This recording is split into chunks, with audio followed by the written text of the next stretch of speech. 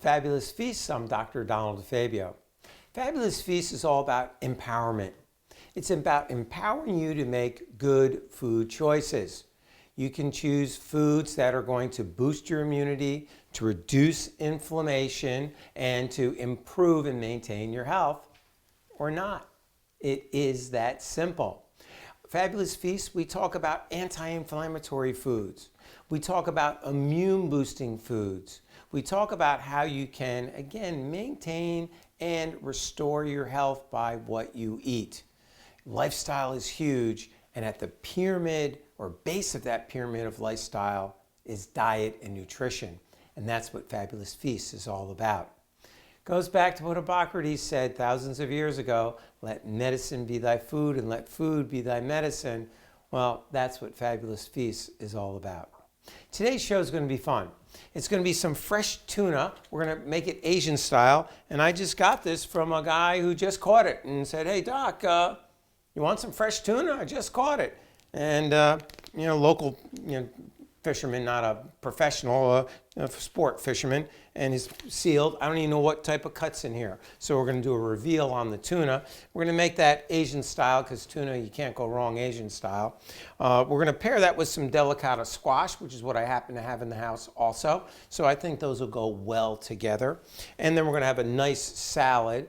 And then for dessert, we're going to make a apple parfait. A hot apple parfait. So stay tuned. It's going to be a great show, and you're going to learn some good stuff about the food choices that you make to help empower you to make those good choices. So tuna doesn't take long at all. Delicata squash is going to take a solid 30 minutes, so let's get this in. I've already washed it. The great thing about delicata squash is that when you eat it, you don't have to peel it. And it has a nice sweet flavor. So I'm going to trim the ends. I'm going to do my best to slice it right down the middle. Try to make it even halves, because then it'll cook evenly. And if you, a little bit of skills, now it'll fit nicely in the pan. If anybody's still got those grapefruit spoons at home, this is a good time to use it, okay? It helps get the seeds right out of the squash, so easy. So you could use a regular spoon, but again, I don't eat section grapefruit like I used to. That used to be real common, but now you just kind of peel it and eat it like an orange. And I leave those little bit of hairs in there, membrane in there, just scoops it right out, scoops it right out. Guess what? You can roast these in the oven, these seeds. Rinse them off, put them in the oven, 350 degrees, doesn't take long. It takes about 15, 20 minutes. And you have, you can salt them. You can add wasabi powder to them. You can add cayenne powder to them. And you got, it's the same thing as pumpkin seeds, but you can eat the whole thing. You don't have to shell them. You just throw the whole seed in your mouth. Pumpkin seeds, you can do the same thing, okay? So we're going to just put that right in the toaster oven. Why? Because it fits and I don't have to heat up the whole house. That's why. This is how I would make this dish, at home, this whole thing, because I am home. So let's put this off to the side. Now, tuna. Let's see what we have here. I have no idea. So I'm going to open it up. It's vacuum sealed, which is nice. This guy clearly fishes quite a bit. Looks like we have a couple of nice loins there. A nice tuna loin here. Another tuna loin. Look at that. Look at that. Beautiful. Ah. Beautiful piece of fish. We got another piece over here. All right, so we want these all to cook relatively evenly. I think what we're going to do today, let's cook these two loins today. If I was going to cook this piece with it, I'd just slice it in half. And I think they would all be about the same thickness and cook all about the same. That's the key. I will cook it today. I just don't know if it's all going to fit in the pan, so we're going to cook the 2 loins first. And I'm going to leave them actually just whole, so I'm going to take this one. Let me grab a bowl and put it over here. Kind of like being on Chopped, right? Open up the basket, see what you got. All right. So let's take a little bit of salt and just salt the tuna a little bit. Not too much. A little bit on this side. Great. Got a pan over here. We're going to need the lid. Let's get some olive oil in the pan. We want the pan hot. So that looks pretty good. Let's get that pan going. Not smoking hot, but we want the pan hot because we want to get a little sear on the tuna. So it's going to make a little bit of a mess. Now, people talk about wild-caught fish, and they're concerned about pesticides. They're concerned about mercury. They're concerned about the water it lives in. If you're eating a lot of fish that is only grown for a year or two, salmon, mackerel, cod, haddock, those aren't fish that live as long as tuna, as long as swordfish. Don't worry about it. All right, they're not alive long enough for toxins to really build up in their system.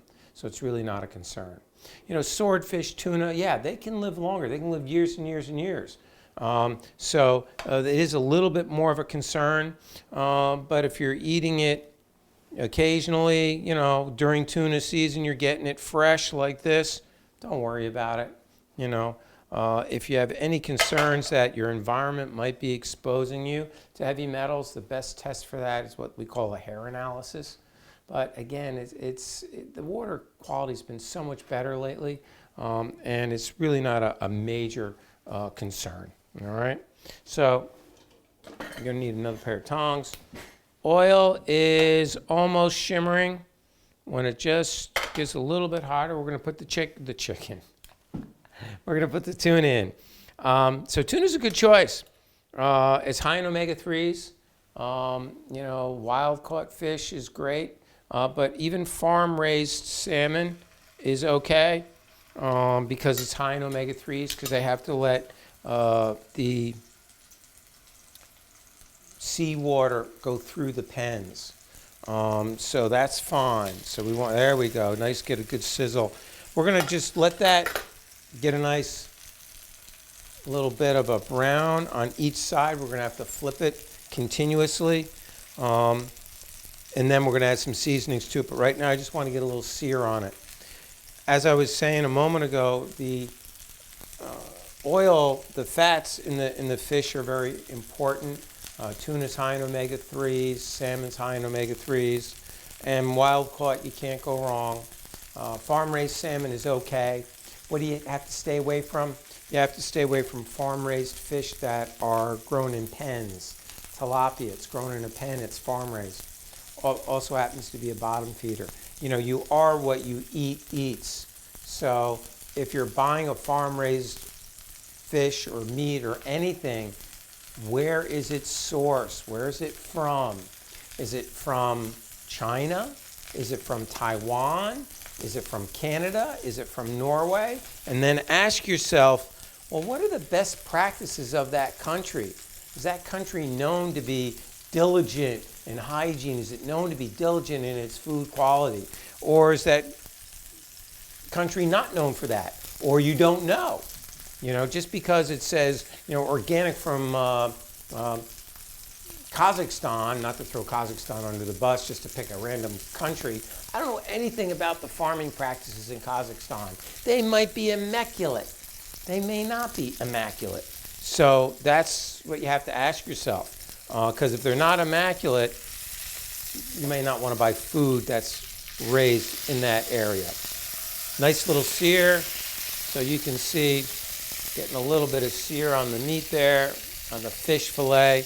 And this is fresh fish. You just saw this is the way I received it. So we're going to sear it on all sides. And then what goes good with tuna? We know ginger, soy, garlic all go good with tuna. And I'm even going to throw in a little bit of white wine in there just to give it a little bit of extra boost, because white wine and tuna go well together also. Now, I'm not going to use soy though. I'm going to use something called Bragg's Aminos. It has that same texture, color, and flavor as soy or tamari. There's no gluten, there's no wheat, and guess what? There's no salt. I don't know how they do it, but it gives you the same flavor profile as tamari, but it all has amino acids in it. You can get it in any store, and it's a great alternative if you want to be low salt or if you want to be gluten-free and you still want that soy type of flavor. Tamari is another good choice. It's a little more powerful. That's not quite cooked yet in flavor than soy. Now, I just tried to flip one of these tuna fillets and it was sticking. That's because it hasn't finished searing. That tells me it's got to leave it alone. Don't touch it. Once it gets a good sear on it, it should lift off nicely and flip. So, see that one flipped nicely. Now I want to get this edge right there. And there it comes. All right? Now we'll get this edge. Good. So once we get that other edge, they're all seared around, we're going to start to add our flavors to it. Our soy, our ginger, and our garlic. And then we're going to let that cook a little bit, and then we're going to start looking at what else we can pair that with to make it a little bit more interesting. Fish is a good choice. You got to have protein every day. How much protein do you need? Well, it depends on your lifestyle, but your average person needs at least a half a gram of protein per kilogram of body weight, just in everyday life. And then if you're working out and you're going to the gym and you're training, you might need a gram to a gram and a half or more of protein every day to help sustain your muscle mass, your bone mass. You need that to stay healthy and strong. So is protein the only thing you need? No. You need fat and you need carbohydrate as well. The key is to maintain a nice level blood sugar, and protein helps with that. Fiber helps with that. Excuse me. By maintaining a nice level blood sugar, it helps to also keep your energy level going. See, nice little crust. Good. You don't get those dips in energy. Excellent. So we seared off the tuna. I'm going to add 2 cloves of garlic. Now look, I just got the tuna as a gift. I wasn't prepared. I don't have fresh ginger in the house. So I have a tablespoon of ginger powder. I'm going to put in. Here are my 2 tablespoons of tamari or Bragg's Amino. Cover it. I'm going to bring it down now to a low flame. Not that low. I had a funny feeling that was going to happen. Very low flame. Good. We're just going to let that simmer. I'm going to add a touch of white wine. A couple of tablespoons of white wine. Dry white wine will be fine. Okay? Put that right in. Now, this is the biggest decision I'm going to have to make with this dish, is how long am I going to let it absorb those flavors and almost steam. I could leave it and almost let it poach itself, and it would be poached in the aminos, soy, garlic, white wine, and it would be cooked through like a poached fish. Or I could probably turn it off right now and have that center just barely warm and pink. Depends on how you like it. The biggest challenge in my house is not everybody likes it a little pink in the middle and just barely cooked through. So that's where I get the, Dad, can I have it? Oh, can I have it? So you have to decide what you're going to do. But traditionally, it's served with a little bit of pink in the middle. We're going to top that with some fresh rosemary, some fresh parsley and cilantro. A little bit heavier on the cilantro than the parsley. Chop that up, put that in at the end, and just let that settle in and let the flavors meld together. The herbs, when you put them at the end, they'll pop. And that's what I want. I want that pop of the cilantro and of the parsley. So we're going to put them in at the very end. If you're and it really helps to keep the fresh herbs in the house if you can. Now, I was lucky. I had both of these. If I didn't have them, it's not going to make a big difference in the dish. Just put it on like that. I'm just going to let that sit for a moment. So while that's sitting, we're going to get ready to plate up our salad. And I'm going to be able to leave the greens on my cutting board. Basic romaine salad's going to go with this. Real simple. Have a carrot. Let's shred some carrot in here. You know, carrots we know are good. They're high in beta carotene, a good antioxidant, great for your eyes. Beta carotene is a good immune booster. Look, everybody, viruses have been around for thousands of years. Viruses are never going to go away, guys. So, you know, eat lots of colored foods to boost your immune system. So we're just going to shred that in. That'll give us a little bit of, and I'm going to add some fresh dill for a little extra flavor. And it'll go very well with the Asian style of the tuna. And then in a couple of minutes, the delicata squash will be up, and we'll be able to plate it all together with our apples. Now, at this point of the show, my regular viewers are probably saying, your outfit looks a little bit different, Doc. I see you got your sleeves rolled up, but I can't put my finger on it.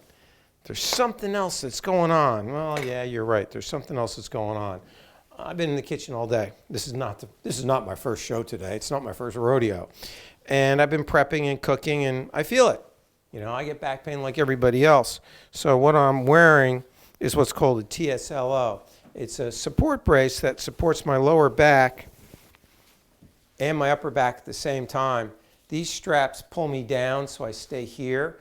Everybody who's been coming to our office with neck and back pain, we treat it all the time. Tech neck, rounded shoulders, postural imbalances, we treat it all the time. And we're all about strengthening the muscles that hold you here.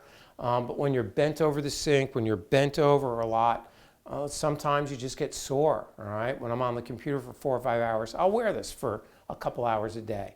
And what it does is it pulls me back, stabilizes my core. It's got a little pump thing here that I can pump, and it pushes this bladder right against my weak area in my back to help get me straight.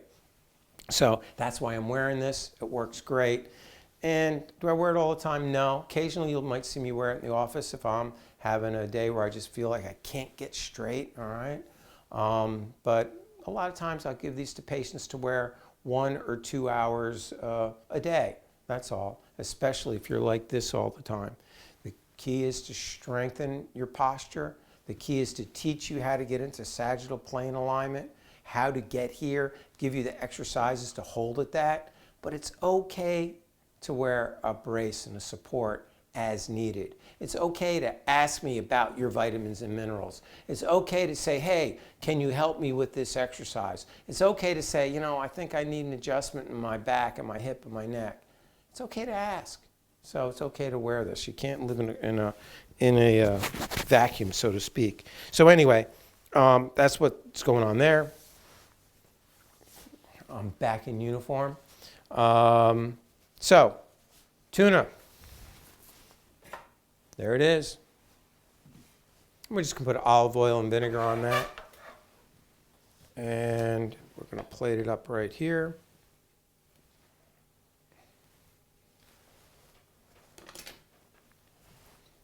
Take a little bit of that sauce, just put it right over the top. Bingo. And for, actually we'll need that. And then for presentation purposes, a little sprig of parsley on the side. And there we go. Tuna, Asian style. That looks really great. That looks really great. Let's see how the cooking came out.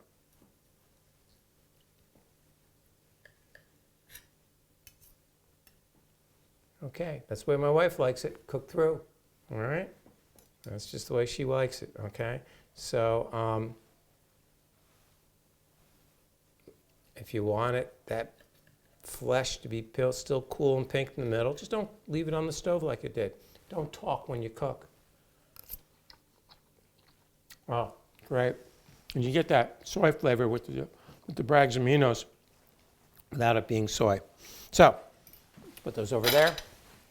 Let's go on to our last dish. Our apples. Whoops, excuse me. Let's put a dab of butter. We're going to take 3 apples, peel them, and then just kind of slice them into 1/4-inch thick slices and put them into the pan. This is a lower heat pan. And then we're just going to let them get started. Now I could have prepped this ahead of time and kept the apples in a lemon water so they don't turn brown. But then I would have had to add more sweetener, more sugar. And I'm trying to do this with all natural. So that's why I'm peeling it real time. So who knows the answer to the question about is the apple skin good for you? So the answer is, if it's an organic apple, the apple skin's good. You want it. High in pectin, good for your intestinal health. The bacteria in your stomach like that. But even in this dish, it would be ideal to have the skin off, just because you want it nice and soft, because we're going to put it over yogurt. Just slice these babies up. Turn our heat on the low side. These burners are on hot. There we go.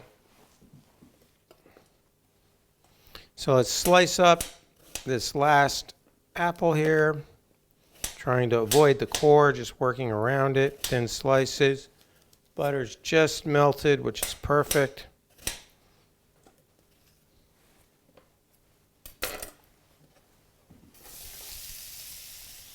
Hey, how did a core get in there? On top of that, we're going to add some cinnamon, about a teaspoon, maybe 1/8 teaspoon of allspice. This is apple juice that's condensed down. I took 2 cups of apple juice and I condensed it down to just over a cup. I'm sorry, 2 cups down to 1/2 cup.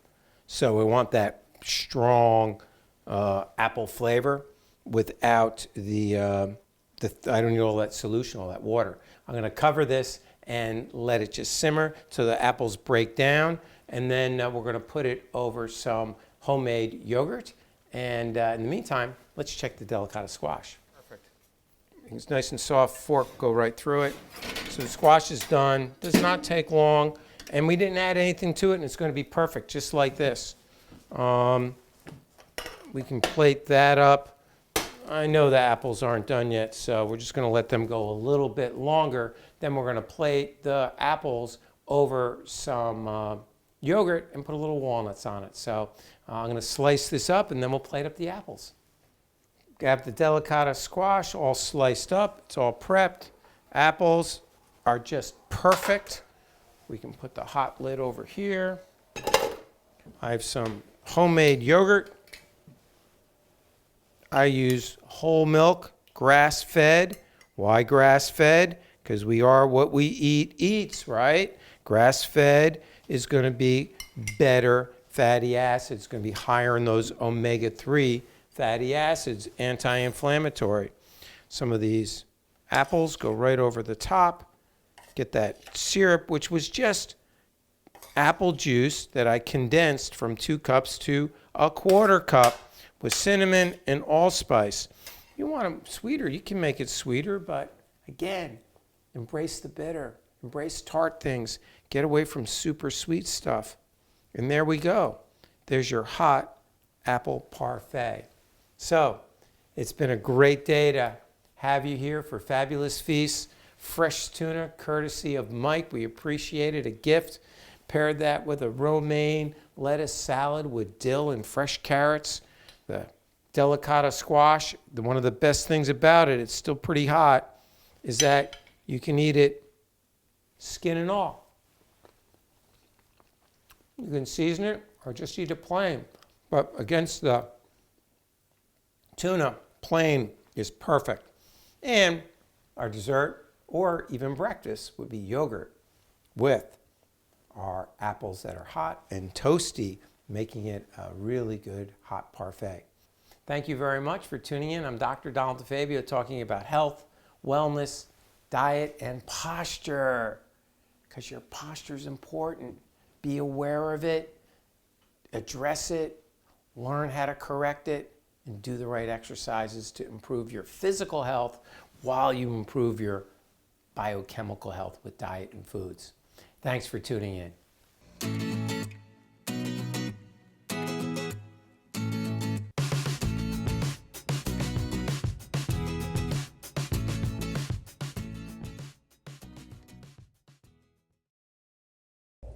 Let's talk a little bit about bracing and supports. I'm Dr. Donald Defabio. They come in 3 different varieties, whether it's your knee, your ankle, your neck, or your back. They come flexible, totally flexible. Gives you some compression, doesn't give you any real support. It may feel good, prevents swelling, but doesn't prevent motion or protect the joint. Next is semi-rigid. Again, we have a knee, and the semi-rigid has some sort of brace in it to prevent some movement, but it also moves. So that's one step up. Beyond that, you would have rigid. I'm wearing a rigid brace for my full spine, which is a posture correction brace. So when I pull these tabs, watch what happens. Boom, locks me right in tall, strong posture. This limits motion. This is a posture correction brace. Now, by wearing this, does it make me weak? No. Think of the Olympic weightlifter who wears a low back belt when he trains. Is he getting weak? No. This enables me to have good, tall, strong posture while I'm moving, while I'm doing things. Combining this with exercise will help you get stronger.